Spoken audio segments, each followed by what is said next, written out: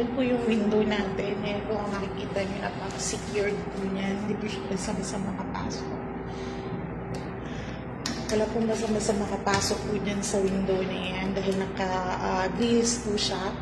Then yung breaker niya po, may mga outlet na din po tayo para po dun sa kuryente natin. Ayan po siya. Yung kabuuan.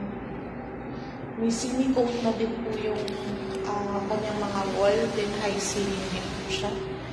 Ayan. Dadako po tayo dito naman sa may banyo. Ayan, nakatiles po siya. May sink na din. Ayan po yung banyo.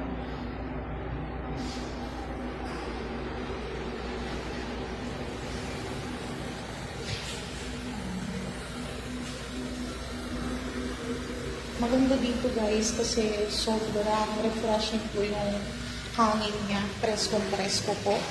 Tapos dito naman po meron po siyang water storage po.